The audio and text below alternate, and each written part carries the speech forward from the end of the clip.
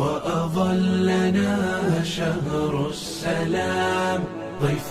يزور بكل عام فإذا أهل هلاله في الكون ينحسر الظلام. الحمد لله والصلاة والسلام على رسول الله اما بعد.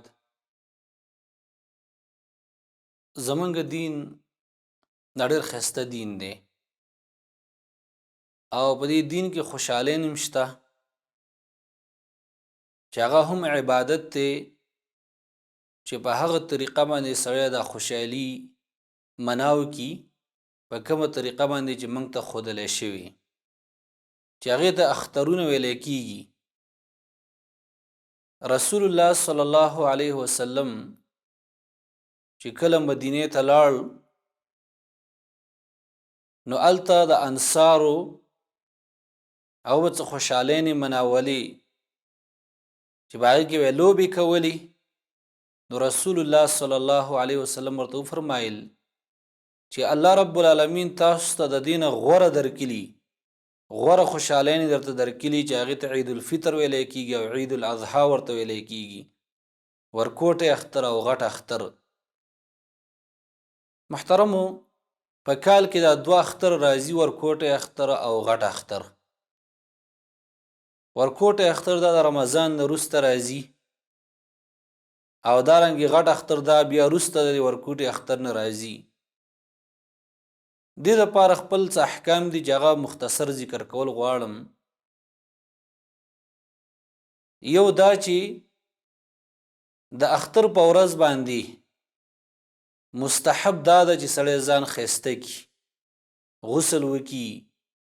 او دارنګې پاکې کپړې واغوندي، صفایي وکي.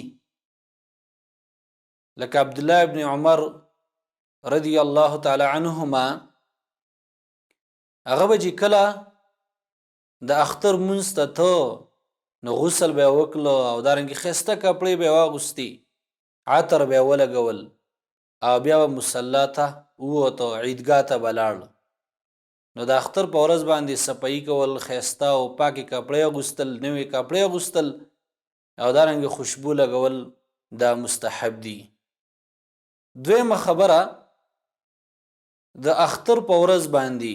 د ورکوټي اختر په ورځ باندې سنت او مستحب دا دي چې سړی کجوري وخوري او رسول الله صلی الله علیه وسلم به داسې کول. د عید الفطر په ورځ باندې به هغه د کور نه نه ووت،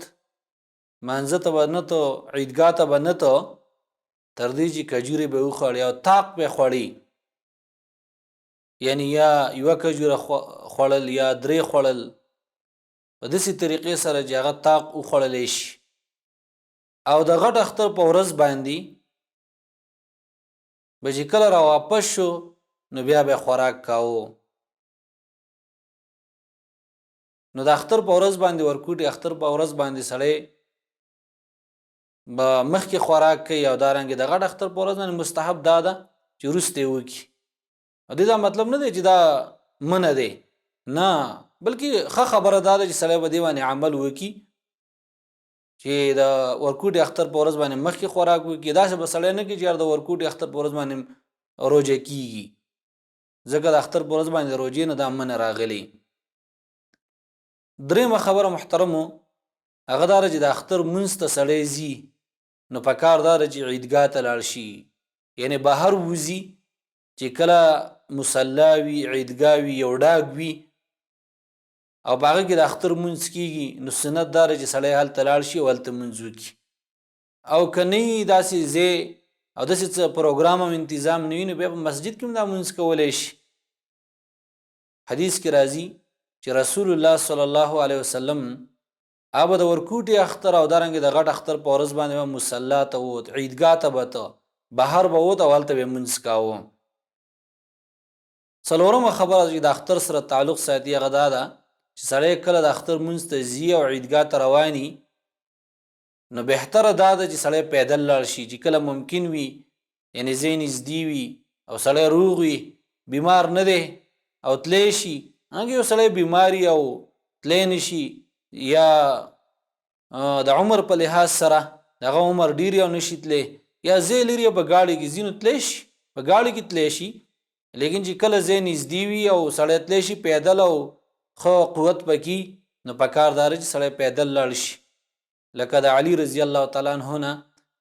یو روایت کې دا راغلی دي چې سنت دا دی چې سړی اختر مونځ ته پیدل لاړ شي.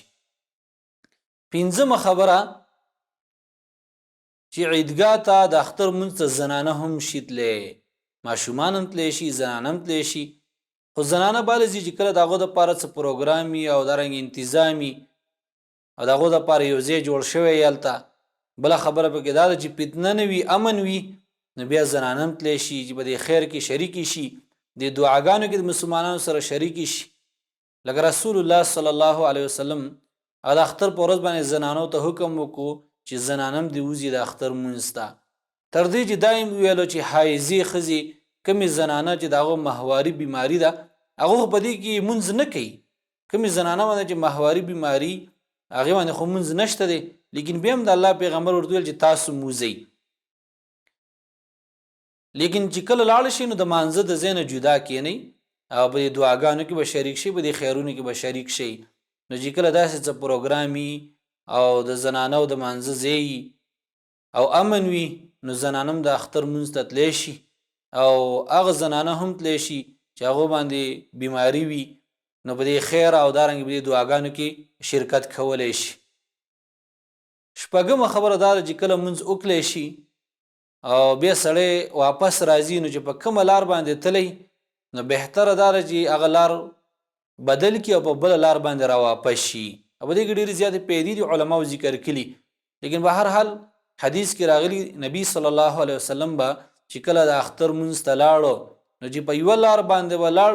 بیا به هغه لار بدل کړه په بله لار باندې به راته. اومه خبره دا ده چې په دې اخترونو کې تکبیرات ویل پکار دي تکبیرات په ورکوټي اختر کې او دارنګې په غټ اختر کې د تکبیرات دا په کثرت سره ویل پکار دي لکه الله اکبر الله اکبر لا اله الا الله والله اکبر الله اکبر ولله الحمد دا تکبیرات ول په دې کې د الله رب العالمین لوی ده او دارنګې د الله رب العالمین هغه کبریایي او د الله رب العالمین هغه بړایي په دې کې ذکر کیږي نو لہذا دا تکبیرات په کثرت سره ویل. بیا محترم مواتم خبره دا ده چې دا مونځ د اختر دا ډېر اسانه طریقه ده ځینې خلکو ته دا ګرانه یو د اختر د مونځ څه طریقه ده او دا په څه طریقه باندې کیږي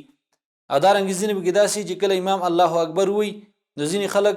هغه به د مانځه باندې دا طریقه ورته نه معلومه نشته رکوع ته لاړ شي نه دی اسانه طریقه ده 2 رکعاته مونځ دی 2 رکعاته مونځ دی عام مونځ چې څنګه کیږي 2 رکعاته به دغه طریقه باندې مونځ دی صرف د اختر په مونځ کې دا دي چې تکبیرات پکې سیوا دي 12 تکبیرونه دي پکې په اول رکعت کې د تکبیر تحریمن علاوه و تکبیر دي او دارنګه په دویم کې 15 تکبیر دي نو دا 12 تکبیرات پکې صرف دي او نور په دغه طریقه باندې مونځ دی 2 رکعاته نو دا اسانه طریقه ده. نه هم خبره دا ده چې کله مونځ وکړی شي د اختر نو یو بل ته سړی مبارکي ورکولی شي مبارکي ورکولی شي لکه د امام احمد رحمه الله نه نقل دي چې یو سړی بل سړي ته د اختر په ورځ باندې دا وایي چې تقبل الله منا ومنک الله دې زموږ او ستاسو نه قبول کړي نو په دې کې څه حرج نشته دی ویلی شي او دارنګې علماو ذکر کړي چې د صحابو نه نقل دي چې یو بل ته مبارکي ورکوله دارنګې شیخ الاسلام ابن تیمیه رحمه الله د هغې نه هم دا نقل دي هغه وایي چې یو بل ته مبارکي ورکول په دې باندې نه امر راغلی او نه ترې منع راغلی نو لہذا سړی یو بل ته مبارکي ورکولی شي. او بله خبره دا د محترم عزتمندو چې د اختر دا د خوشحالۍ دی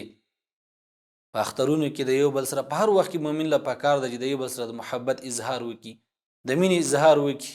او د زړونو دا بغض وباسي که د چا سره ورانئ که رشته دار سره قطع تعلقي نو پکار دا ده چې په د اختر کې موږ د یو بل کره ورشو د یو بل سره سلام وکړو د یو بل سره کلام وکړو د یو بل سره کینو د یو بل سره وخاندو دا اختر دا د خوشحالو وي او موږ ته زمونږ دین موږ ته دا وایي چې د یو بل سره مینه کوئ د یو بل سره محبت کوئ د رشته دارانو سره ښایسته تعلق ساتئ یو بل سره هغه قطع تعلق مه کوئ نو لہذا په اخترونو کې دا کوشش پکار دی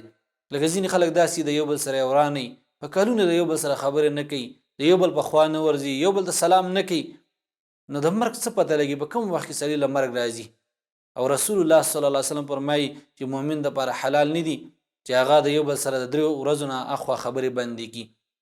نو لهذا دا عزم وکړي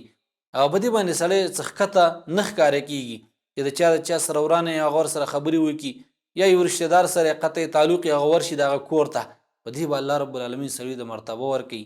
او سړي ته به الله رب العالمین درجه ورکوي. زموږ مقصد هم دا دی چې زموږ رب راضي شي. الله رب العالمین دې د عمل کولو توفیق راکړي. وصلى الله على خير خلقه محمد وآله وصحبه أجمعين. وأظلنا شهر السلام ضيف يزور بكل عام، فإذا أهل هلاله في الكون ينحسر الظلام، في الكون ينحسر